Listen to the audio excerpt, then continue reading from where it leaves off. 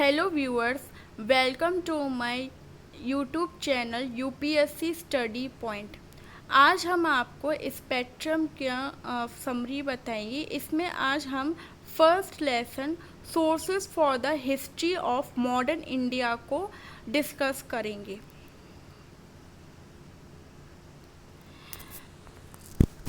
तो हमें historical materials available हुए थे मिड 18 सेंचुरी से लेकर 20th सेंचुरी में। मॉडर्न इंडियन हिस्ट्री को वैसे कंस्ट्रक्ट करने की बहुत सारे सोर्सेस है, बट मेन प्रायोरिटी दी गई आर्काइव्स को। अब आर्काइव्स होते क्या है, व्हाट इज़ आर्काइव्स? आर्काइव्स जो है वो collection of historical records and documents, यानी हिस्टोरिकल रिकॉर्ड्स और उसके दस्तावेज़ों का कलेक्शन होता है। अधिकतर इसे प्राइमरी सोर्स डॉक्यूमेंट भी कहा जाता है, क्योंकि ये उस समय के एडमिनिस्ट्रेटिव, लीगल, सोशल, कमर्शियल जो उनकी एक्टिविटी होती थी उसके लिए ये क्रिएट किए गए थे। तो जो भी एडमिनिस्ट्रेटिव, लीगल, सोशल और कमर्शियल एक्टिविटी से संबंधित कोई भी चीज़ होती थी वो आर्काइव्स में रिटन कर दी जाती थी, और इसी वजह से इसको यूनिक और ओरिजिनल डॉक्यूमेंट कहा जाता था, क्योंकि आर्काइव्स में कोई भी एडिशनल या फॉल्ट इंफॉर्मेशन रिटन नहीं की जाती थी। आर्काइव्स को क्रिएट इस हिसाब से नहीं किया गया था कि फ्यूचर जनरेशन में इसको मतलब कि इसकी इंफॉर्मेशन को कन्वे किया जाए, कि फ्यूचर जनरेशन को पता चले आर्काइव्स के बारे में। इस हिसाब से इसे क्रिएट नहीं किया गया था। आर्काइव्स का सबसे इम्पॉर्टेंट पार्ट है हमारा ऑफिशियल रिकॉर्ड्स, जो फ्यूचर जनरेशन के बारे में हमें मॉडर्न इंडियन हिस्ट्री के बारे में बताता है। नाउ नेक्स्ट हमारा आता है ऑफिशियल रिकॉर्ड्स क्या होते हैं। तो ऑफिशियल रिकॉर्ड्स हमारे गवर्नमेंट एजेंसी के पेपर्स होते हैं। जैसे कि ईस्ट इंडिया कंपनी है, इसकी जो ट्रेडिंग कंडीशन का रिकॉर्ड्स है, जो इन्होंने ट्रेडिंग कंडीशन की थी 1600 से लेकर 1857 के बीच में, तो उसके रिकॉर्ड्स हमारे पास पाए गए, हमें मिले ऑफिशियल रिकॉर्ड्स में। ऑफिशियल रिकॉर्ड्स हिस्टोरियन की हेल्प करते हैं ये जानने के लिए स्टेज बाय स्टेज कैसे डेवलपमेंट हुआ, धीरे धीरे कैसे डेवलपमेंट हुआ, और उस समय मॉडर्न इंडियन हिस्ट्री में पॉलिसी मेकर्स कैसे डिसीजन बनाते थे, क्या उनके दिमाग में साइकोलॉजी रहती थी पॉलिसी बनाते वक्त। ये सारी चीज़ें ऑफिशियल रिकॉर्ड्स में आते हैं। तो जो दूसरे यूरोपियन ईस्ट इंडिया कंपनीज जो थे, उनके रिकॉर्ड जैसे कि द पोर्तुगीज़ हो गए, डच हो गए, फ्रेंच हो गए, इनके भी रिकॉर्ड्स हमें ऑफिशियल रिकॉर्ड्स में मिले हैं। इनकी हिस्ट्री मिली है हमें 17th और 18th सेंचुरी में। नाउ अब आता है ऑफिशियल रिकॉर्ड्स कितने होते हैं। ऑफिशियल रिकॉर्ड्स 4 होते हैं। इन्हें आर्काइवल मटेरियल भी कहा जाता है। ये होते हैं सबसे पहले central government archives, state government archives, records of intermediate and subordinate authority and judicial records. ये 4 हमारे ऑफिशियल रिकॉर्ड्स होते हैं। ना अब हम एक एक रिकॉर्ड पढ़ेंगे। सबसे पहले आता है सेंट्रल गवर्नमेंट आर्काइव्स। ये लोकेटेड होता है न्यू दिल्ली में।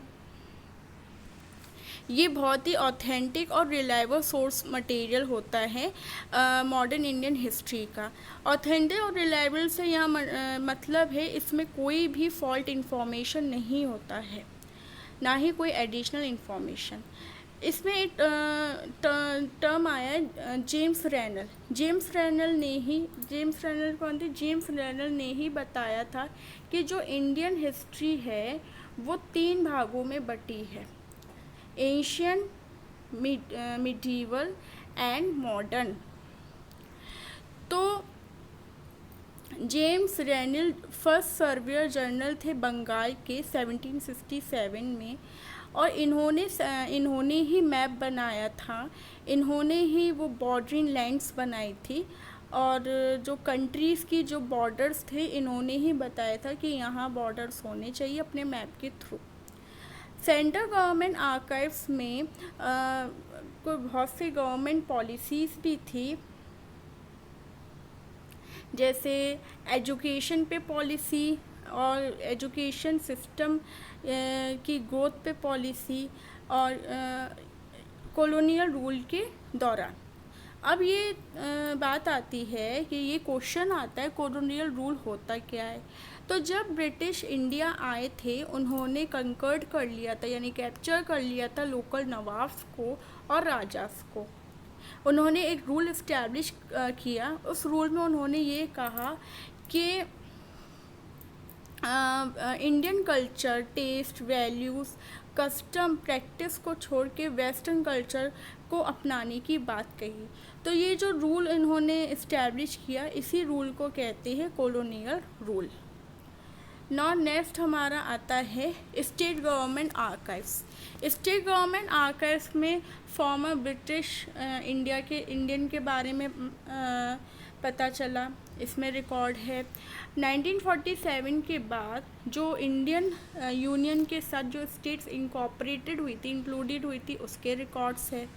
फॉरेन एडमिनिस्ट्रेशन के रिकॉर्ड्स है, और किंगडम ऑफ लाहौर के आर्काइव्स, जिसे हम पॉपुलरली नाम से जानते हैं खालसा दरबार रिकॉर्ड्स, जो 1800 से लेके 1849 के बीच में जो आर्काइव्स थे उसके बारे में भी हमें मालूम है।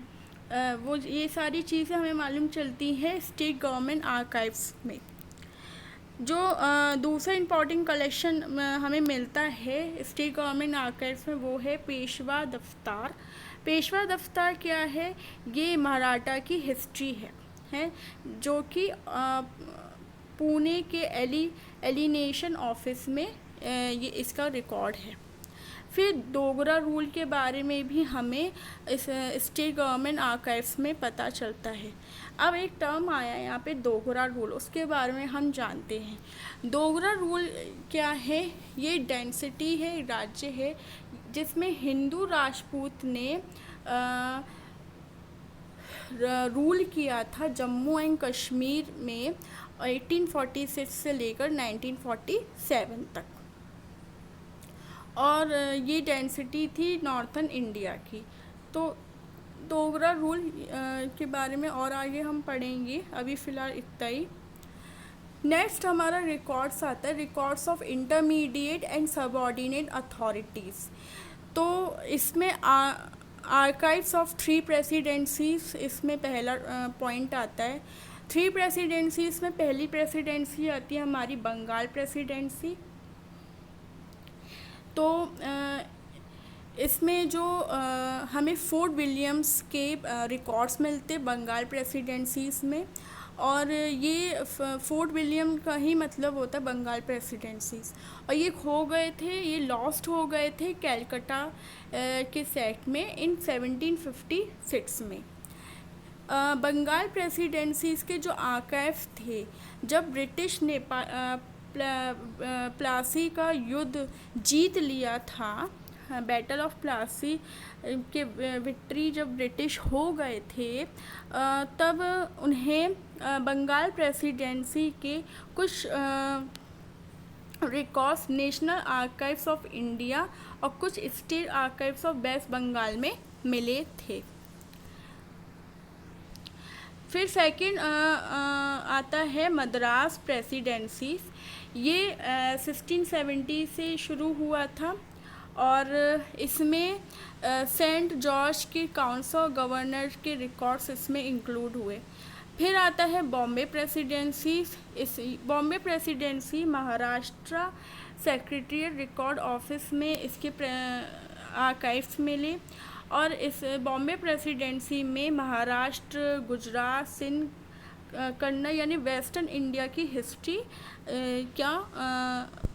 इसमें आर्काइव्स हैं, यानी इसमें बात कही गई है, वेस्टर्न इंडियन हिस्ट्री के रिकॉर्ड्स हैं इसमें। बॉम्बे प्रेसिडेंसी जो थी वो 1956 में मैसूर से इनकॉर्पोरेटेड हो गई थी। नाउ नेक्स्ट है हमारा archives of other European powers. इसमें आता है आपका पोर्तुगीज़, डच, फ्रेंच। तो पोर्तुगीज़ के आर्काइव्स में पोर्तुगीज़ की ही हिस्ट्री थी, जो कि गोवा में है 1700 से लेकर 1900 तक। इसमें ये बताया गया कि जब पोर्तुगीज़ इंडिया आई थी तो उन्होंने अपने कैसे पोजेशन इंडिया में जमाया था, ये हमें मिलता है आर्काइव्स ऑफ यूरोपियन पावर्स में। फिर आता है डच रिकॉर्ड्स भी हमारा मिलता है Cochin and Malabar record office में, जो कि वेस्ट बंगाल में है। फिर आता है फ्रेंच के आर्काइव्स जो है हमें पौंडीचेरी, चंद्रनौगढ़ और पौंडीचेरी, जिसे आप पुंडीचेरी कहते हैं, वो इसके रिकॉर्ड्स हमें मिलते हैं फ्रेंच अथॉरिटीज़ में, यानी फ्रेंच आर्काइव्स में। नाउ नेक्स्ट हमारा आता है जुडिशल रिकॉर्ड्स। जैसे कि नाम से ही पता चल रहा है, जुडिशल रिलेटेड होता है लॉ से।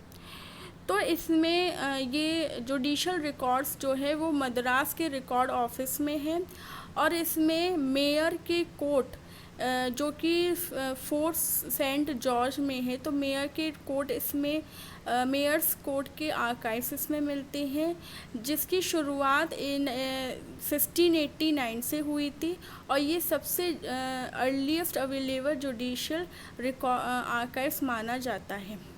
The pre Plassey records of the mayor court, यानी मेयर कोर्ट के जो प्री प्लासी रिकॉर्ड, प्लासी से पहले के जो रिकॉर्ड है, जिसे हम मेयर्स के रिकॉर्ड कहते हैं, वो खो गए थे कहाँ पे?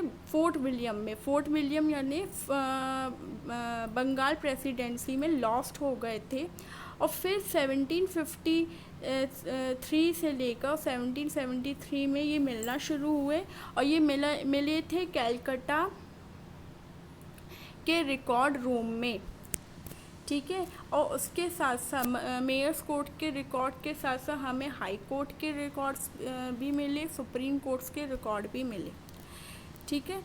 मेयर्स कोर्ट के जो रिकॉर्ड है वो बॉम्बे में इस्टेब्लिश्ड हुए 1728 में, और अवेलेबल हुए थे महाराष्ट्र सेक्रेटरी रिकॉर्ड ऑफिस में।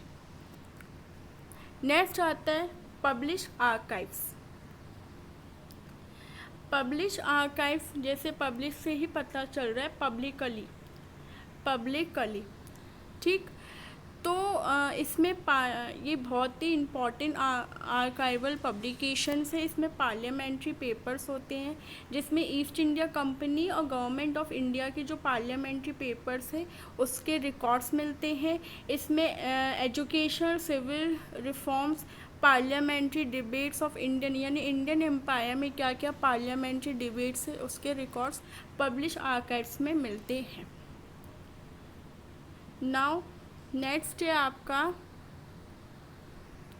Private archives.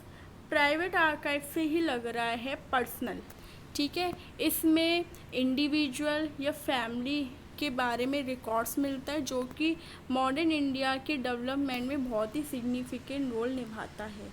जैसे इंडियन नेशनल कांग्रेस, जो कि नेहरू मेमोरियल म्यूज़ियम में है, और इसकी लाइब्रेरी न्यू दिल्ली में है। नाउ नेक्स्ट आता है फॉरेन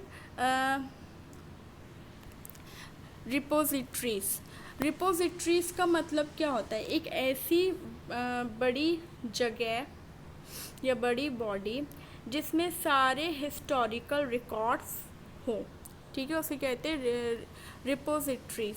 तो फॉरेन का मतलब होते हैं बाहर की, यानी बाहर के जितने भी हिस्टोरिकल रिकॉर्ड्स है, चाहे वो डच के हो, पोर्तुगीज़ के हो, डैनिश के हो, तो उन सब के इकट्ठा रिकॉर्ड्स कहलाती है रिपोजिटरीज़।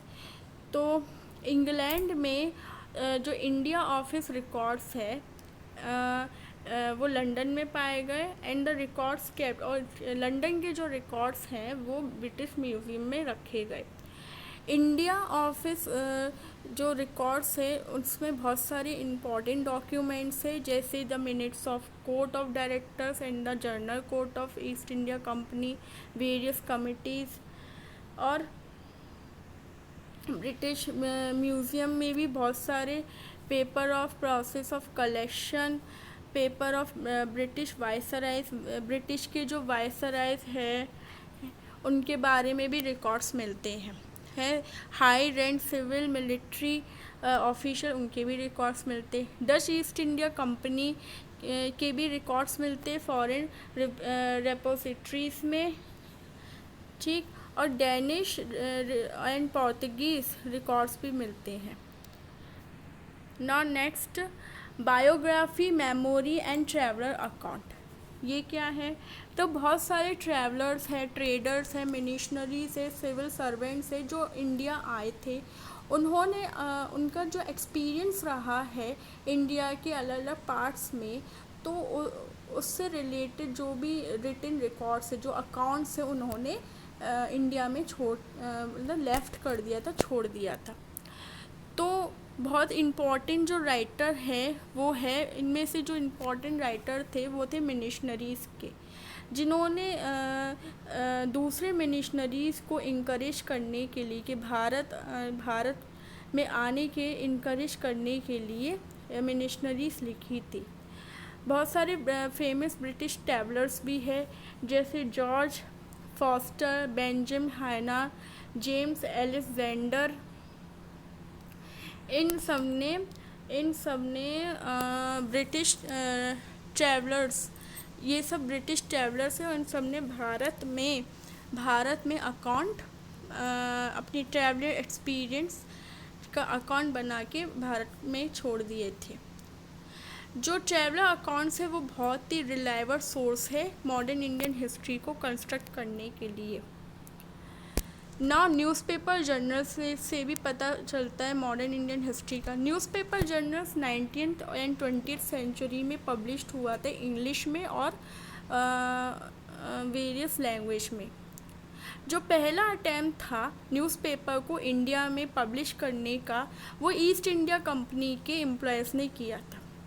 1780 में जेम्स ऑगस्टिन हिक्के ने पब्लिश किया था पहला न्यूज़पेपर, और जिसका टाइटल था बंगाल गैजेट या Calcutta journal advertising. Oral evidence वो होते जो नॉन रिटन सोर्स होते, जो लिखित में नहीं होते, उन्हें कहते हैं ओरल एविडेंस। तो ओरल एविडेंस हिस्टोरियंस को अलाउ करती है कि वो एक डिसिप्लिन और कोलैबोरेट के साथ एक बाउंड्री अपनी बनाए रखे, एक लिमिटेशन अपनी बनाए रखे। Now creative lectures. जो पहला फर्स्ट इम्पॉर्टेंट जो राइटर थे क्रिएटिव 19th सेंचुरी के, वो थे, लेक्चर से आपको पता चल रहा होगा, नोवेल। तो जो फर्स्ट इम्पॉर्टेंट 19th सेंचुरी के राइटर थे वो थे बंगाली नोवेलिस्ट बंकिम चंद्र चटर्जी, ठीक है।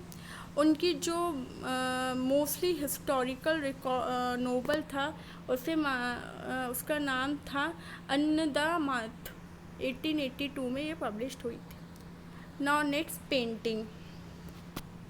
सम information on socio economic, political and cultural life during the colonial. Painting से हमें कॉलोनियल पीरियड के दौरान, पेंटिंग से हमें उस समय socio economic, political, cultural life कैसी थी कॉलोनियल पीरियड के दौरान, इस बात का पता चलता है। The company painting also refers as Patna Kalam. Company painting को हम पटना कलम के नाम से भी जानते हैं, under the east India company. Okay, तो ये हमारा लेसन यहाँ पे ख़त्म हुआ। और अगर इस लेसन से अगर आपको कोई डाउट है इस लेसन में, अगर इसके किसी टर्म में डाउट है, तो प्लीज़ आप मुझे कमेंट बॉक्स में अपना क्वेश्चन, अपना डाउट लिख के भेजिए। मैं उसका आंसर दूंगी, आपके डाउट क्लियर करूंगी। और प्लीज़ प्लीज़ मेरे चैनल को लाइक, सब्सक्राइब और शेयर कीजिए अगर आपको ये लेक्चर पसंद आया है। और कोई भी डाउट हो तो प्लीज़ आप कमेंट बॉक्स में कमेंट करिए। Thank you.